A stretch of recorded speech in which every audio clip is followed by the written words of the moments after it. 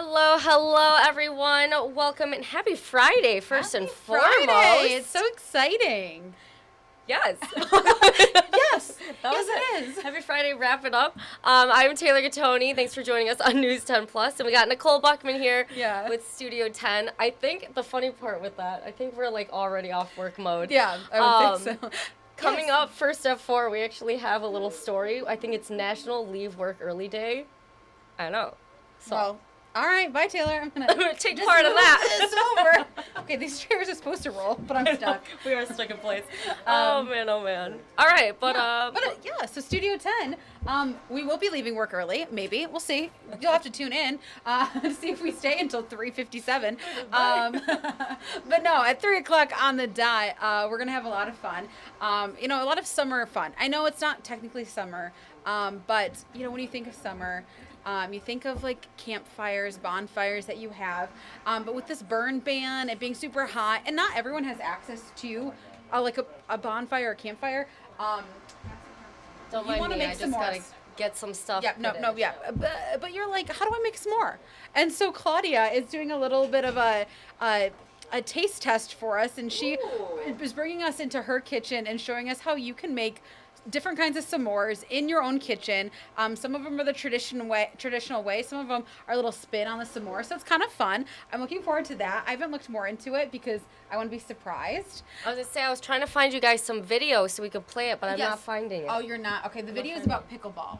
So if you are... Yeah. And then we also have a guest coming on from Playmakers Fitness Foundation because next weekend is the Michigan Mile. So we all love the Lugnuts, even if they lost by a lot last night. I'm going back tonight. Hopefully we're a little lucky charm. Yes, I hope so too. I went last night and it was a little rough. But so there's an opportunity next weekend where kids can run a mile around the stadium and then start in the stadium, like on the field, and then end in the field. That's fun. Yeah, so it's all part of the Playmakers Fitness Foundation, which is a nonprofit that kind of encourages kids to, move, stay active, that sort of thing. So he's going to come in and tell us a little bit about the event, how you can sign your kid up, and then also what shoes to kind of wear. So he's going to bring us different examples of shoes, how to prepare for a race. I mean, for us, miles isn't too bad, but for kids, a mile's a big deal. It is a big deal. So, he's going to kind of give us some tips and tricks for that. And then, kind of staying on that active note, we're going to play a little bit of pickleball. Oh, boy. Pickleball is picking up. So, it's something that's, I think, in the last, 3 or 4 years, it's really, really picked up. And so, these two ladies started off as tennis partners, but switch their rackets over a bit. Yeah, and now they're playing pickleball. But the thing is when they go to national competitions, they want to match, but there's not really pickleball gear. So these girls are out of East Lansing. They created their own pickleball merch. That's not obnoxious, but kind of cute, a little nod. So this is for, women. They have stuff for men and kids. Yeah, it's banger. I don't know, funny. One of them says, dink's like a girl, which dink is a certain kind of, it's where you hit the ball a certain way. Yeah. So we're going to talk to them, and they'll give us some pickleball tricks as well. That is so fun. I want to go play some pickleball now. Yeah. It's a lot of fun. And have you ever played?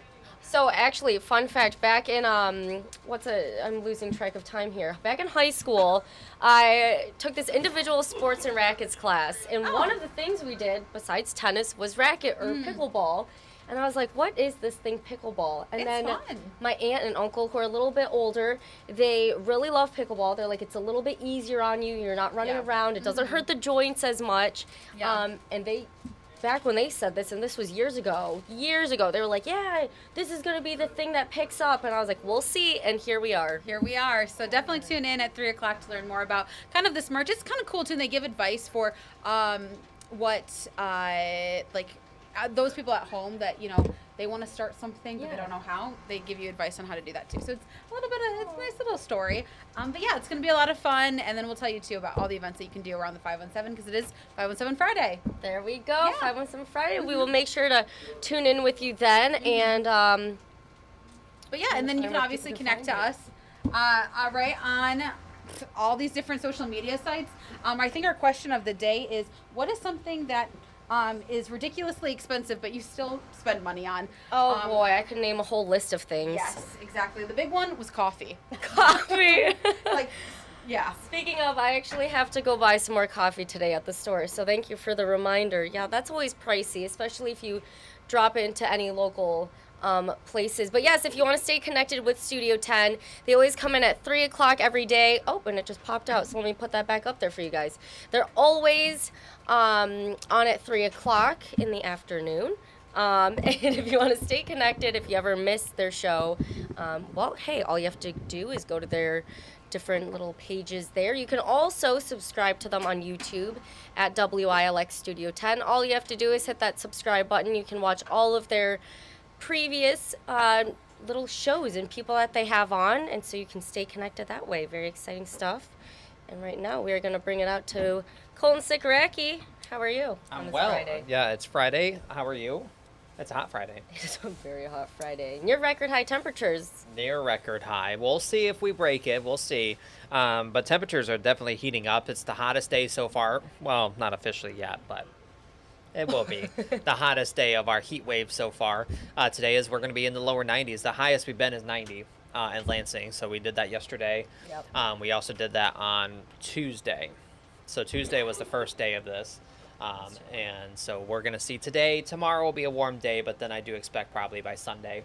And next week we'll be saying goodbye to all of this. Cool down. There we go. I know today, with it being near record high temperatures, Colton, I was telling him earlier, I almost stopped by the store to pick up cookie dough. I wanted to bake it on the inside of my car on the dash, but it's not too hot for that. So that's, a little sad, no cookies, but luckily it's not that hot. We should have just bought some pre-made cookies. You're right. I should have just made cookies anyway. Maybe Monday. Next time. All right. Let's take a look outside. Yeah. So current temperatures are in the upper 80s and lower 90s. We've been talking about Jackson. That's current temp. It says it's 83. I'm just not buying it. I think there's something going on with the thermometer there in Jackson. It's been running cool for the past several days. So I suspect it's in the upper 80s there.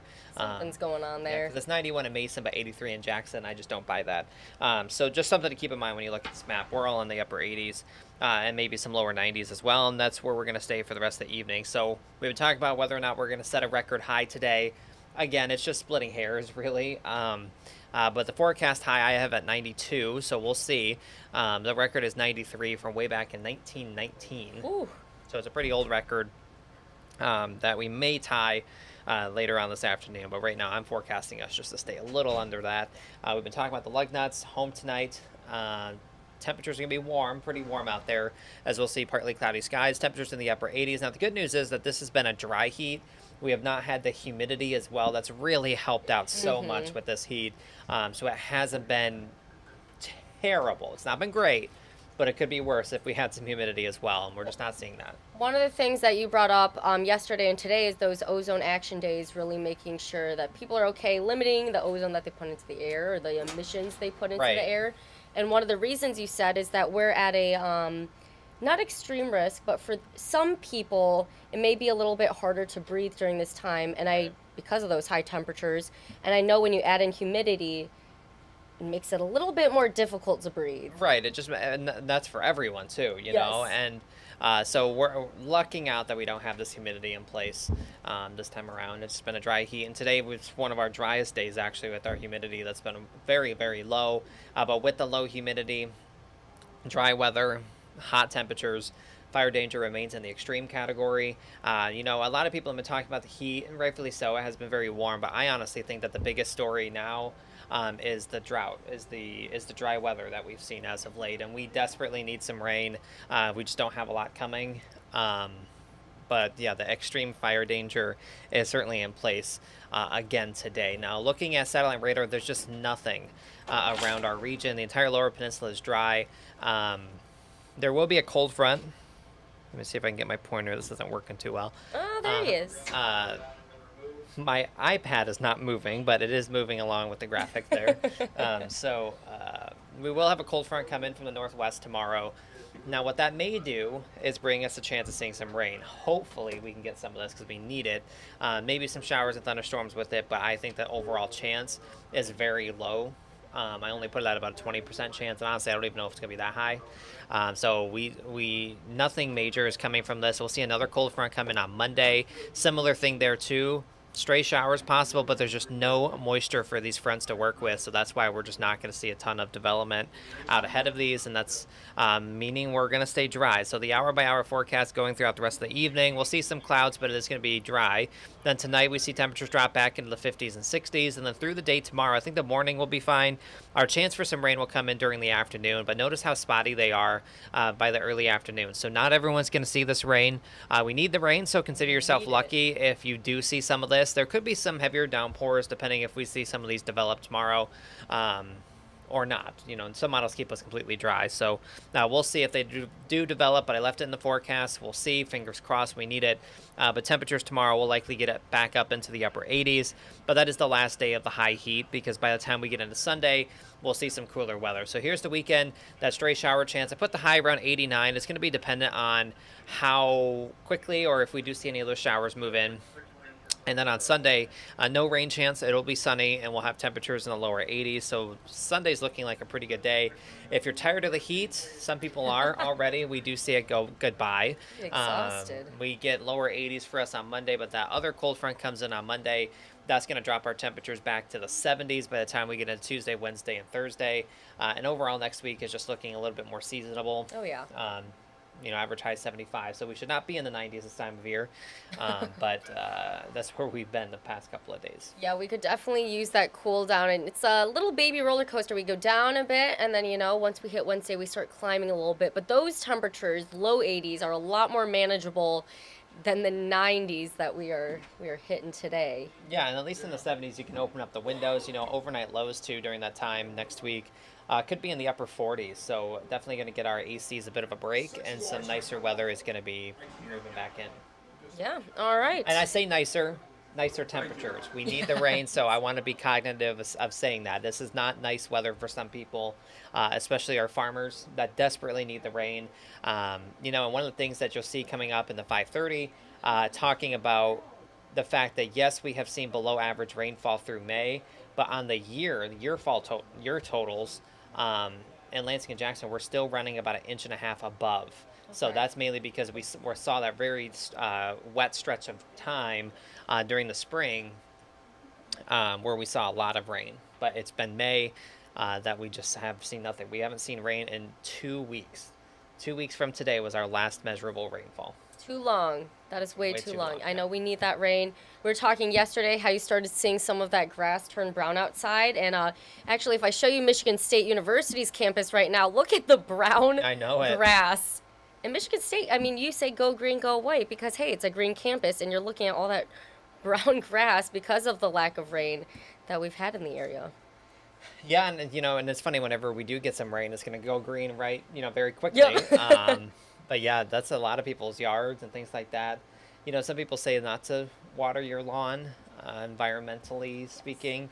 But yeah, definitely the grass is not looking too good around the region. And the grass is one thing. Like Colton was saying, the farmers, they really need it to help with their crops, their businesses. And people also who are just planting gardens for fun, they like to see their flowers bloom. You don't want to pay for all of your stuff, and then you're like, oh man, it's all not growing. We need the rain. We do need the rain. Something else, talking about how you can prepare yourself for the weather. It's coming up during our 90 minutes of news. We have a lot of reporters out in the field today. Got a few things. You're looking at that 5:30 with the drought conditions. But we'll start it with first at 4. So yesterday we did not have a Mid-Michigan Matters interview, but today we do. And talking about heading into the summer months, a lot of younger children will be starting their summer break in about a week now. So how do you keep those children's minds active, engaged when they're learning throughout the entire school year? They come home for, summer, and I know that we have a story coming up in our later newscast talking about the transition from school on to back home, how that's not only hard for the children who, are adjusting their schedule, sleep, eating, all of that, just hanging out in the sun, and then the parents, the families who, they're still going to work throughout the summer. I think that's one of the hard parts about being an adult is realizing you don't have a summer vacation. Yeah, when does our summer vacation begin? I would love that. 3 months off, that'd be nice. we would love to take that. But today, no, we just have a national leave work early day. So anyways, coming up first at 4, Mid-Michigan Matters, we will be sitting down with Impression 5 Science Center so that parents and children can know how to keep the minds active during the summer months. Then News 10 at 5, our very own Tim Stout previews the Detroit Grand Prix, which returns to the streets of the Motor City this weekend. You can catch it all, the action right here on WILX with the main race on Sunday. That is at 3 o'clock. Now News 10 at 5:30, Colton will be telling us more about the drought conditions. You heard him talking about a little bit today, so how drought conditions are threatening the state, and like we said, those farmers really need that water as well. The News 10 at 6, it's Art Path time, so our very own News 10 Jordan Burrell will be live at Art Path to kick things off. So we are excited to see all of the fun things happening this weekend, and like Colton said, if we show the weekend, oh, what did I do here? If I take this down and we look at this weekend's temperatures, 89, 82, at least we're starting to go back down, so you can hopefully enjoy some of those weekend activities. Yeah, right? Yes, and that's the flip side of it. Is good that we have nice weather for all of these events that are going on. We're certainly into that summer season of all the events going on, so it is good that we have the nice weather for that. But again, we just got to be mindful of our friends that need the rain, because we were really hoping for that rain. I know. I actually was. We were talking to a doctor and also doing research with the CDC, and it says if you're outside in the heat for about an hour, you should be drinking water every 15 to 20 minutes. I was like, wow, that's a lot of water to drink, but it makes sense because you get dehydrated, lightheaded, all of that stuff, and you need to make sure that you are drinking all of that water. So to prepare you for later today, we have our News 10 reporters out in the fields. I'm Erin Bowling, and today I'm going to be all over mid-Michigan talking about fun in the sun. On News 10 at 5, I'll be at a local ice cream shop talking about the start of their busy season. On News 10 at 5:30, I will be right here at Lake Lansing talking about enjoying the water ahead of their outdoor concert tonight. And on News 10 at 6, I will be at a local park talking about using caution when using playground equipment. Amaya, what are you working on today? Thanks, Erin. Today I'm at the Greater Lansing Food Bank talking about food programs for families and kids once the school year lets out. I'll have more on that later tonight starting at 5:30. Now, I'm Riley Connell, and I'm out here in Lansing talking to some of our LGBTQ-owned businesses about upcoming Pride and how they're going to be celebrating over the next few weeks. You can check back with me to hear more about this story tonight at News 10 at 6. Back to you at the desk. All right, Erin, Amaya, and Riley, thank you so much for sharing what we can expect later up in our newscast. Again, we have a lot happening, so make sure to stay tuned. Anything else, Colton? No, stay cool. Stay cool and have a happy Friday.